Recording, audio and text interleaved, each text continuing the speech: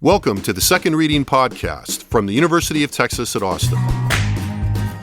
The Republicans were in the Democratic Party because there was only one party. So I tell people on a regular basis, there is still a land of opportunity in America. It's called Texas. The problem is, these departures from the Constitution, they have become the norm. At what point must a female senator raise her hand or her voice to be recognized over the male colleagues in the room? And welcome back to the Second Reading Podcast. I'm Jim Henson, director of the Texas Politics Project at the University of Texas at Austin. Glad to be joined again today by Josh Blank, research director for the Texas Politics Project. How are we this morning, Josh? Doing pretty well. Yeah, were you up late watching election returns? I was actually up late watching a U.S. soccer game that nobody cares about. Well, did they win? They tied. It's soccer. It's soccer. So they tied. It was. So do we interpret that as a win or not? I can never quite. Under the circumstances, it was in El Salvador. The field was terrible. There was a lot that happened. So I think the tie was a pretty good takeaway because, again, it's soccer. Go USA. There you go. Okay, then. That's our message. Go USA. I was going to say we've really hit our sports quota for the year. Yeah, no, I think we're now. We're a little. Actually, I think we can cover some of it into next year. Well, I was say we might talk about gambling at some point. So. Well, that'd be good. There's that. We haven't hit our gambling quota. No. So as we record this Wednesday morning, we were, kind of prepped up to talk about one thing, which is sort of which we often called the strange case of John Cornyn, but we'll come back to that. We're still going to talk about that. But, the kind of leading political news in Texas, to the extent that there is something like this morning, is the special election that concluded yesterday. There were various elections, some primaries all over the country, lots of narratives around those elections, the main one being how successful was Donald Trump yesterday. We're going to set that aside for now. But there was a special election in Congressional District 34 in South Texas, centered in Cameron County yesterday, that had been getting a lot of inside baseball attention in the state, if not, as we see from turnout, really there, or right. Much of anywhere else. Not from the voters. Right, not from the voters, but certainly from those of us and people listening to this. Right. And that was, as I think was pretty widely anticipated, won by the Republican candidate, Mayra Flores, who won with little 1,780 votes to give her just over 50%, almost 51%.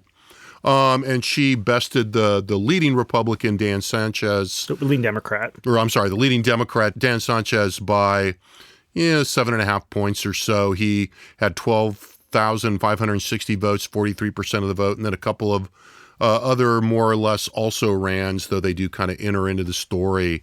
Another Democrat got a little over 4%. Another Republican got about 1.5%. In an election that had in which just under 29,000 people voted, which is about just to put that in the context, that's about 20% of let's say midterm turnout in CD 34. If we look at the last midterm, and it's about just a little over 7% of registered voters in the district. And so, this story now feeds, an ongoing discussion that's come up in this podcast and that is, in some ways omnipresent in discussions of Texas politics and national politics for that matter, right?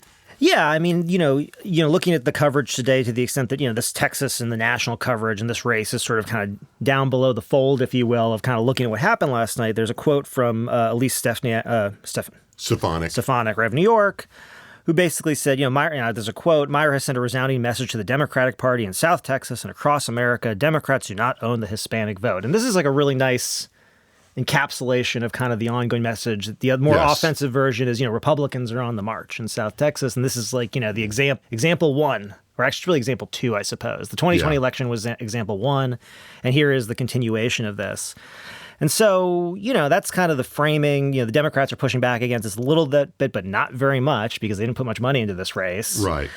So, Democrats did, one of their typical... Yeah, very definitely. It's either one or the other, it seems to me. But they, in this case, they swung on the lowering, chronic lowering of expectations piece, not without reason, as you were about to go into. No, not without reason. I'd also say, I thought you were going to say, the sort of Democratic thing is either like, all right, we're going all in, we're just going to spend a ton of money, outside groups, whatever, or there's the Democrat, no, we're not going to do this, and then the last minute, well, we are going to put some money in because we don't want to lose too badly here. Now, and nobody wants to get blamed. Nobody wants to get blamed, although Dan Sanchez was very clear in blaming Democrats actually for not helping him. Yeah. But anyway, I think there's a couple ways to look at this. I think one, we say, why shouldn't we make too much of this result?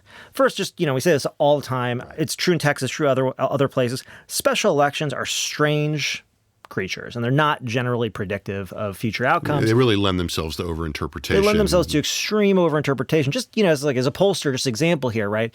We say, okay, are registered voters, in a certain area representative of, all adults? We say, well, not really. There's some differences, but they're not too far off. Are likely voters representative of registered voters? Well, not exactly, but they're not too far off usually. Are the people who turn out in a special election in June in Texas representative of registered voters or likely voters? Not really. Right. And I think here's a good point to make this is, Flores got 51% of the vote. The Democrats combined got about 47%. But if we look at redistricting, CD 34 was a +4 Biden district before redistricting, and it's +15.5 after redistricting if we take those numbers and update them.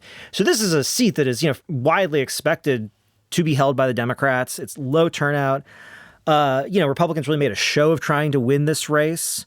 But the general election Democratic candidate, Vicente Gonzalez, did not run, who's also a long-tenured incumbent from a neighboring district with a lot of money and a lot of resources to put in the race, significantly more than the Democratic candidate here. But they were screwing with him when they redrew this district. Well, they absolutely, they were definitely screwing with him. And then also, he obviously also made a tactical decision not to run in this special election. I should also say, this is something that happens here in Texas kind of regularly because of the nature of our cycles and everything, where we do end up with these kinds of races for someone to represent a seat for a few months. Yeah. Now, why should we pay attention? Well, one, it's not that representing that seat is valueless. This is sort of a political science thing real quick. She can start using the stationary. Yeah. Right. She will get to run in the general. She'll have to run again in the general election, and she gets to run as an incumbent. But she gets to run as an incumbent, and there are advantages to running incumbent. She can send mail to the district. So these little things they are helpful, right?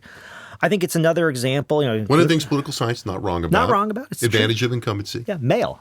It's the mail. So also under sort of the heading of why we should pay attention, it's another example of Republican attempts to make inroads in South Texas, and more broadly, although maybe not, we'll get to this, with Hispanics. Yeah. Right? So this is, part of this ongoing narrative that I think... Yeah, this is an overwhelmingly Hispanic district. Yeah. Oh, no. It's overwhelmingly Hispanic. That's the thing. We can go into this. We don't have to, but it's an overwhelmingly Hispanic district. It's overwhelmingly poor district. The median income in that district is about half the statewide median income. Significantly less college education. It's a rural district. But I think that's actually the point here we got to get to in the however, which is, South Texas is not necessarily representative of all Texas. Number one, Texas is a very urban state. We've talked about this in sort of our podcast a little while back, which you can check out about sort of, thinking about the Hispanic vote here. But ultimately, South Texas, not super representative of a state that includes some of the biggest cities in the country: Houston, Dallas, Austin, San Antonio. This is a very urban state. Not to mention the fact that, the whole idea, in that quote that I read, Democrats do not own the Hispanic vote. Just to point out, the Hispanic vote in a rural county like this in South Texas, while again, even in this county, extremely Democratic, is not necessarily representative of where the vast majority of Hispanics live in the state of Texas, which is basically in and around the state's urban areas where Democrats keep making gains. So this is an ongoing discussion. We've talked about this. We'll come back to it for sure. But, just to kind of put this all into context, I think, there's a desire on the Republican side to say, this is indicative of so much more. And I think, on the Democratic side, there's also, to some extent, I think a desire to maybe go in the other direction a little too much and say, oh, none of this matters. It does matter. Ultimately, Republicans are picking up a lot of low-hanging fruit in South Texas and around the Rio Grande Valley where they really have not campaigned. Yeah. And the same thing about Mark Flores is, good candidate, right? Seems to be a good candidate, well-funded, has a good message. She can play into some of these current, discussions. We can go to another time if we want to. But, ultimately that makes a difference. And it was a well-chosen target of opportunity for Republicans. I mean, there's been people have talked for a long time about, Cameron County is a good opportunity for Republicans based on some specifics of things that have happened there and who's there. I guess we needed to comment on this at least a little bit. It's the big news. I mean, I think we'll no doubt come back to this. I mean, it does underline this interesting, dynamic of, we were talking about this before the podcast. We're in this constant position of saying, hey, this doesn't mean nothing, and it's not right. It's not completely idiosyncratic, but context is really important here. And I think there is still a lot of unmined context in terms of not just Republican efforts, which you mentioned, which I think are important and have been done in a very strategically and tactically smart way, as you were saying before. I mean, it's in a case like this, you get not only the win itself, right, but you get the discussion of the win in the way that the messaging and the substance of it kind of are mutually supporting. And what gets lost here is that I think to some degree, in explanation-wise, is that the Democrats are really having to retool in a system that they've taken for granted for a long time, and that is very, in a lot of ways, dysfunctional in that part of the state. Yeah, and I mean, just to, we were talking about this before, and I'll just rephrase. I'm just rephrasing something, but I want to say it because I like the way I said it, so I'm going to say it now. Which is, it's one thing to have a narrative, and it's another thing to have a strategy to execute it. And you can see with Republicans, they are doing both. Now, the fact that the narrative is obviously, sort of blown up a little bit and kind of expansive. I mean, that's politics, so there's no reason to hate on that. But I think what you're seeing is, Republicans are delivering on the strategy, and as you're right, Democrats right now don't really have a counter to the narrative. Whether they need a counter to the strategy, it kind of depends on what district you're talking about, right? But even so, having said that, I think Democrats are in a tough spot right now because what do? Just say, well, look, we've got this district is a great example. Yeah. This is nearly, plus 15 Democratic district. Do we really need to fight this narrative so aggressively? You're really just giving, the challenger, now the incumbent, weirdly, all this extra oxygen, all this extra energy to even bring this up, right? At the same time, I don't know if, the strategy of silence is really going to work, multiple cycles down the road. I mean, they just, look, the Democrats haven't figured it out. No. I don't think, in terms of how to talk about it and how to, let alone the strategy, but I mean, I would add to that just one last bit that, what Democrats have frequently said in the past is kind of, well, this is exceptional and like this really is like our thing. Yeah. And that's part of the problem. So, well, because, you really don't want to start digging into why it's their thing entirely. So, neither do they. Right. Exactly. I meant them. So the Californianism, I guess. Right. Now, the other big story that sort of intersects Texas that we want to talk about is Senator John Cornyn's leadership in trying to get a bill passed by the Senate that can be seen as a response to the mass shooting in Uvalde. And I say, trying. I mean, on one hand, I think, the odds seem to be getting better as this unfolds, but it's still kind of a long shot.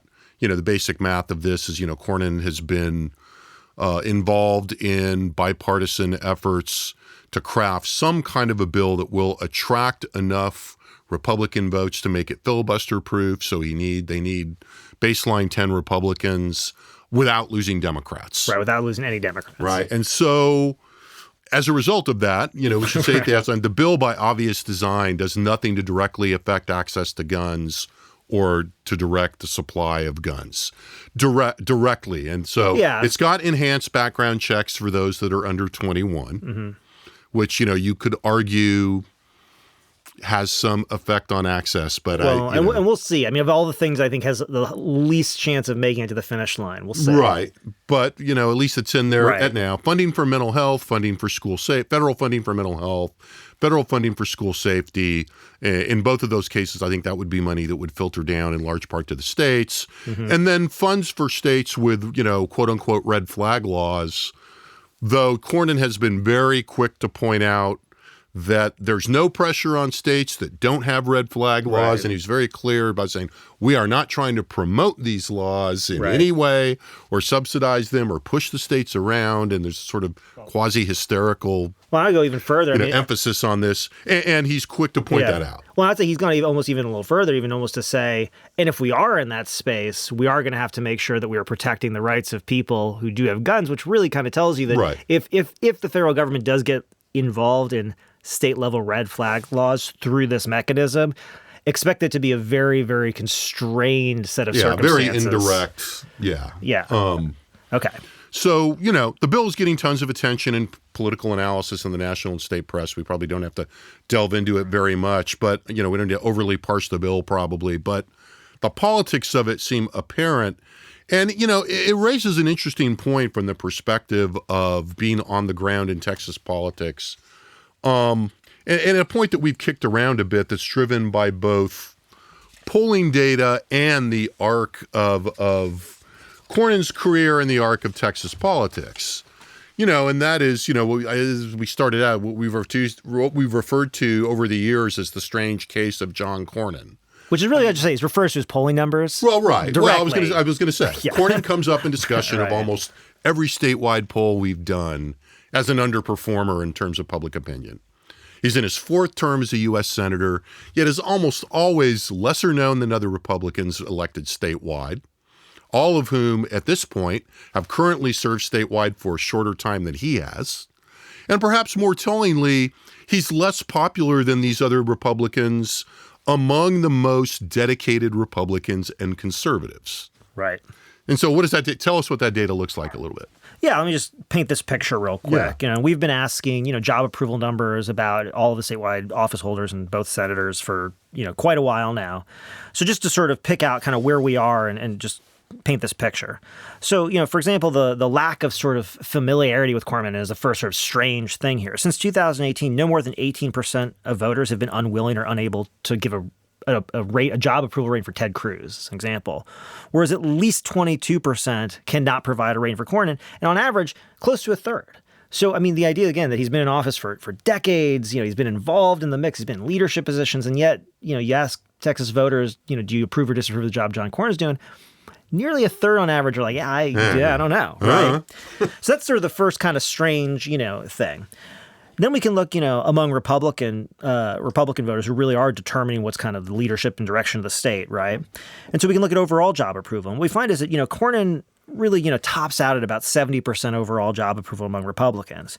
Greg Abbott, that usually has been about his starting point, is about 70% or above. Cruz is normally around 80%, and Trump never was below 80%. So there's at least a 10-point gap or more between. Not a Texas Republican, but now our universal benchmark. Yeah, and now our universal benchmark. But then we can go and, the other thing is, we've been talking a lot on this podcast about, the weight that, Republican primary voters carry in, sort of in Republican politics and then in turn in politics in the state. So we can look at strong Republicans. We also, and conservatives, we also look at intensity of approval, right? Because ultimately, you can say, I approve, I strongly approve, I somewhat approve. And one of the things that's interesting here is that this is where we really start to see the gaps come out. So when we look at strong Republicans, so people who say, I identify as a Republican, not only do I identify as a Republican, I'm a strong Republican. The share who strongly approve of John Cornyn is 25%, 1 in 4. For Ted Cruz, 63%, 38-point gap. Among conservatives, so just people who identify as conservatives, 17% strongly approve of Cornyn, 49% for Cruz, a 32-point gap. Now, among extreme conservatives, so the people who say, I'm conservative, not that I'm extremely conservative, the share strongly approving of Cornyn goes up a little bit to 20%, but for Cruz, it's 62%. So it's a 42-point gap. So, this is kind of the broad thing. And, you notice it in one poll, you say, oh, that's interesting. But then you notice it over and over again through election cycles and through events and happenings, right? And it's still there.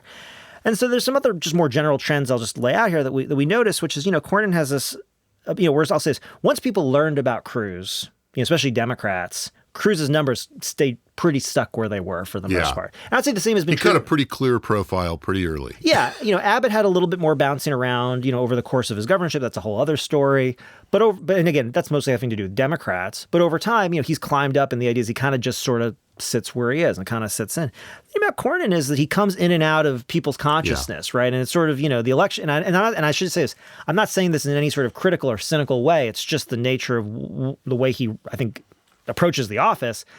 But as you get closer to the election, you start seeing a little bit more John Cornyn in the public. You start seeing a little bit more tweets, a little bit more activity, a little bit more, And the content begins to look... Gets a little sharper. Yeah. A little more elbows. And then his numbers start to rise. I mean, we saw this during the last cycle he was reelected. You could see his numbers start to pick up among Republicans. He started getting up. And then just as soon and just as sort of calmly, the water recedes. The election, the election's over, water recedes. And he kind of goes back into this, I'll say, relative obscurity, compared to sort of the other people. Right. And so this is kind of what we've been watching. And it does sort of lead this question. I mean, because we've been talking about, again, how far to the right the Republican legislature's gone, all that stuff. And in some ways, you almost look and say, like, has Cornyn somehow like cracked the code on this? I mean, we look at Republicans in the scene and say, a lot of what we're seeing is really driven by the politics of Republican primaries. And then you look at John Cornyn and you say, like, interesting, does this guy have like a bulletproof vest somewhere for the, that's actually a terrible analogy. But for the oncoming that he gets, for some of the stuff that he's, I'll not say willing, but I'll say, and this is kind of where everything gets very complicated for me. I'm going to pass it back to you because I think there's just too many things going on here. But it allows him to either, do these things in areas like gun control that either he's willing to, but then I would also say, or is it able to? And we don't. And we don't, and I don't know. Yeah, I mean, one thing that I think we have to make sure we put on the table here that I think it's easy for us to forget is that there is a baseline institutional factor here, right? The Senate is designed to provide for this model. Right. Right? You have the long, 6 years. Aside from the lifetime terms of judges, you have, the longest political term of federal officials. Right. The longest term limit, delimited time in office. And so look, that, he's behaving the way you expect a senator to, or at least a version. If they don't have, and that's where the Cruz contrast becomes interesting, right? Because one might say, well, then why doesn't Ted Cruz just do the same thing? And if you wanted to be a little nasty about it, you could say, whatever I think of John Cornyn, he's an institutional player who has gained institutional power and, does in some ways what a classic senator wants to do, which is, if you want something from the federal government and you want, something from Congress, John Cornyn is going to be like a stop you got to make in a way that Cruz is not. Well, the obvious explanation that is that, Cruz's ultimate goal is not the Senate. Yeah. Which he's made, I don't think we're casting aspersions on something he's made perfectly clear. Mitch McConnell didn't tap Ted Cruz to lead these negotiations. Right, exactly. And I'll say, and when Mitch McConnell tapped John Cornyn to lead the Republican side of these negotiations, I think part of the deal was clearly, everyone started yesterday like, oh, McConnell's on board. It's like, yeah, McConnell was on board if he could get 10 votes. Right. I mean, I think that was part of or 9, right? I think that was part of the deal. Yeah, I think it's become pretty clear that there's not,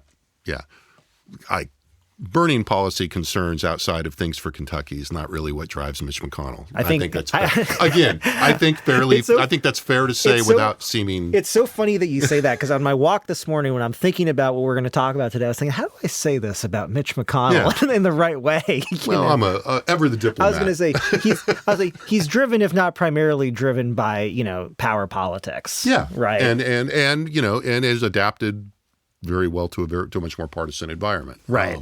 And then helped further that environment. So, on one hand, it's like, duh. Right. John Cornyn does his thing. He's got 6 years. As re-election comes by, because, and again, this is an artifact of the fact that he seems to have the job he wants. He's not looking to go to higher office. It doesn't Right. He obviously, pretty clearly would like to move, would like to move up in the Senate, but that's sub job, right? So. But that's a good point, though. I just want to, we don't have to sit on it, but then this is sort of also the strange case of John Cornyn piece of this. And I think, for people who don't know, I think something that's kind of important is, leadership positions in the Republican caucus in the Senate are term limited. Right. So John Cornyn worked his way up the leadership structure as far as he could, as long as Mitch McConnell didn't leave. There's one position that's not term limited, and it's majority leader or minority leader.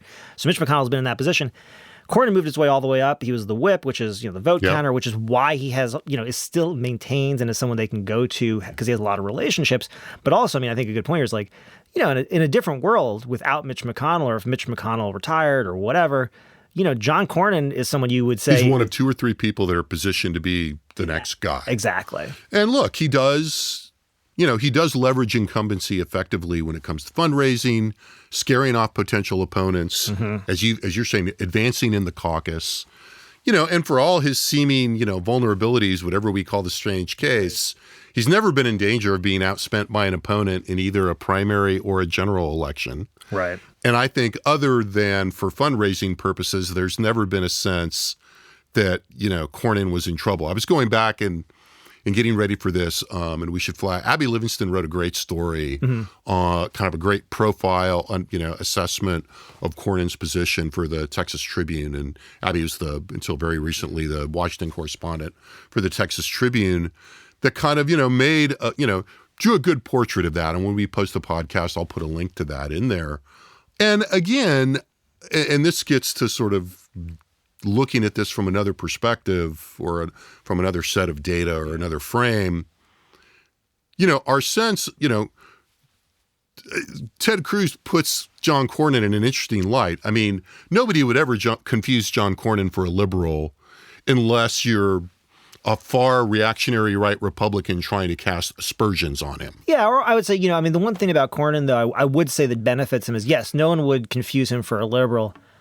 However, he does, I would say, create a profile for himself that, fits a different era, right? I mean, in some ways, I'm coming, if I'm originally, I've been in Texas for a while now, and I came in really when Cruz came up and so it really was coming up and after the Tea Party, around and after the Tea Party wave, where Cornyn seemed, increasingly anachronistic, but coming from the Northeast, I was like, this guy, besides the boots and the way he talks, this guy could be a Republican in, what we used to call a Rockefeller Republican. He even looks the part. He very much looks the part. Right.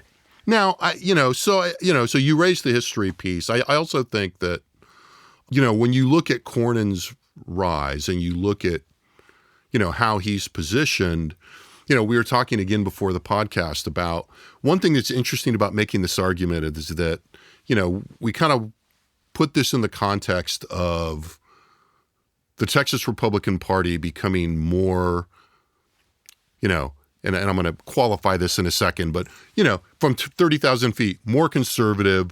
Then you adjust that and say more dominated by the far right conservative wing of the party. Right.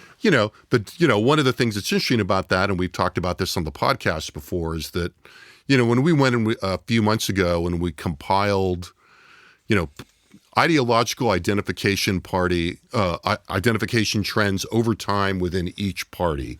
One of the remarkable things is that at least as long as our data set goes back to 2008, there's not been that much movement. I mean, it's like the Republican Party has increased drastically in the share of people that identify as conservative in the way that the Democrat Party has on the liberal side, right? Yeah. It's just, it's fairly consistent over time that, it's a huge amount of people. But it's the nature of that conservatism, perhaps, that is changing and that has changed under Cornyn. And remember, Cornyn's political career doesn't start in 2002 when he got elected to the Senate. He was a judge before that. He served a term as Attorney General.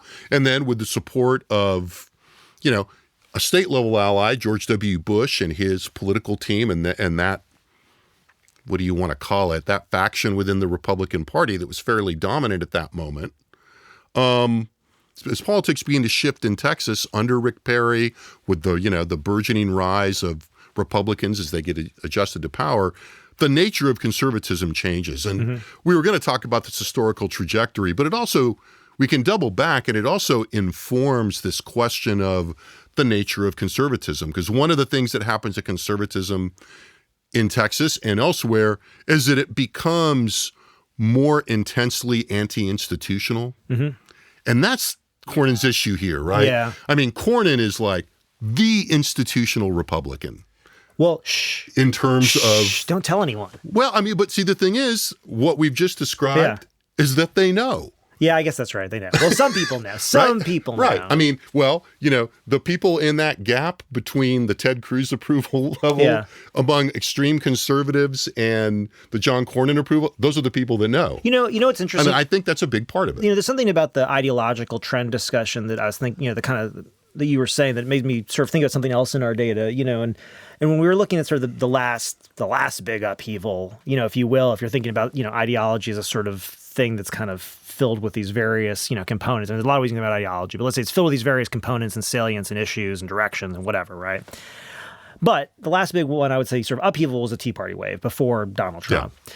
And the interesting thing is we used to ask this question, about Tea Party identification, and we also used to ask this other question that I think is really I think it's helpful here, which is, basically, regardless of, whether you're think of yourself as part of the Tea Party or not, basically, do you think the Tea Party is a good influence? Do you think they have more influence in the legislative process or less? And what's interesting is even the people who were Republicans who didn't identify with the Tea Party expressed an overwhelming amount of tacit approval of the Tea Party's influence on the party. Right. And here's what I would say. The direction did not go the other way, probably, right? So it wasn't as though the Tea Party members were looking at sort of, let's say, that other wing of Republicans, the business, right, whatever, and say, yeah, no, we're cool with what you guys want to do too. It's like an agreement. It was a one-directional piece. And I think we're seeing that repeatedly, right? We kind of see that with the disintegration of the business wing of the Republican Party a little bit, the continued fighting between sort of the center-right and the far-right for agenda control, and those pieces. And the center-right has certainly stayed mostly in the driver's seat, although that's kind of, coming apart a little bit. But in some ways, the other thing, the piece to this is that, even for those really conservative Republicans who look askew at the business wing, at the center right wing of the Republican Party, and I always say this, they're not voting for Beto O'Rourke. Yeah. They're not voting for a Democrat. So ultimately, they can express all this sort of discontent throughout, the 5 years after John Cornyn was elected again. But once we get around to the election year, it's not hard to bring them back in the fold and say, hey, look, we agree on more than we don't. Yeah, I think what that underlines is, one of the things that, we grapple with a lot. We grapple with it just compositionally when we're writing about things. But there's a conceptual issue here about, I think there's almost like a reflexive, sort of conceptualization of the ideological space here and the labels we impose on it. Like when you said center right and far right, I'm kind of like, well, it's, and again, we've gone through this a bunch. It's sort of like, the distance between what we're calling, and you were just, on the cuff. Simplification. But what we often just try, to sort of use language wise as well, there's the center right and the far, there's not that distance is not uniform. In other words, if you look at the Senate, if we were to take a 7-point scale, the difference between, the distance between extremely conservative or, and somewhat conservative, whatever, is probably not as broad as one might think. And that, and we were grappling with that on the Tea Party thing and this notion of passive versus active support or identification and all that. We were grappling with this on the Tea Party thing, and I think in a similar way that we're kind of grappling with now, which you've walked up to in this discussion, which we seem to keep talking about, which is, what is the content of conservatism? And I think there's an idea that, when we simplify it and think of it as being in one, sort of one dimension is what we're talking about. It's on a line, right? And they have distances we can place them. You're saying,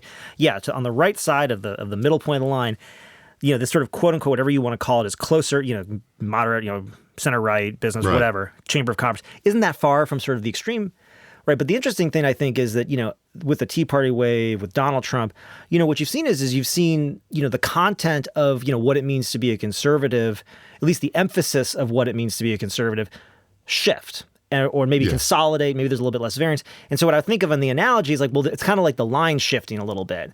And the idea is I think, a lot of us kind of look at this and say, oh, well, now the line is kind of shifted on its axis in a way that what now represents the far right of the party is really happy with. But surely that means that they must be even further away because they're in another dimension, right? We move them up. They're not only on the line, we move the line up. So now they're further away. I was just going to say it's another, the problem is dimensionality here, right? But I think the point I was saying is there's no evidence in any of these upheavals that this sort of, again, this center right, this moderate, whatever you want to call it, sort of band of Republicans are off the line now. They're still on, the line may have shifted in terms of the content of what the emphasis is, but there's no indication in the polling for, that Republicans are getting, in the other direction, let's say, on some of these issues. Still directionally, they still agree on most of this stuff. So it's sort of but, and that's the thing about Cornyn is, it allows him in some ways to sort of still be a representative of that wing of that party. but then step back without too much difficulty. Right. Yeah. I mean, I think, what's just occurring to me right now is it's almost, I mean, look, it's a sign of a few different things. It may be a sign overall, the biggest possible sense of the effects of, more intense polarization, ideological polarization. But, it's also maybe a sign to some degree of the success of the far right of the Republican Party, that we internalize their critique of somebody like Cornyn as, oh, he's an institutional player. Well, he must not really be conservative. When, yeah, I mean, not so much. Yeah, you mean the guy leading the gun negotiations who's basically guaranteed that. I mean, that we're not going to do much about guns. And it's fine. Yeah. I mean, look, and this is the thing. I mean, Cornyn, this is a space he's comfortable in. He's been here before, and that's part of the thing is that he knows he can go in and basically come out and say, yeah, we didn't add any restrictions. We just made sure that the restrictions that we already had are being enforced the way that they're supposed to, a little bit better. Right. And we should say, I'm sure people have done work on, like trying to, I know they have, breaking down the dimensionality of ideological content or whatever. But I think for practical purposes in this moment, we are trying to grapple with a shift in that. And it's helpful to identify like what they are, right? Yeah. And Cornyn does. And as we watch, because, as this unfolds, to bring it back to current events and watching it, Cornyn is going to, try to push this bill. There's a question of how intensely Cruz is going to oppose it and with what profile. And as I was working on this piece we're trying to do to write this up, it's also occurring to me that if you look at what's going on in state politics, it's remarkably similar, but in a different institutional context, right?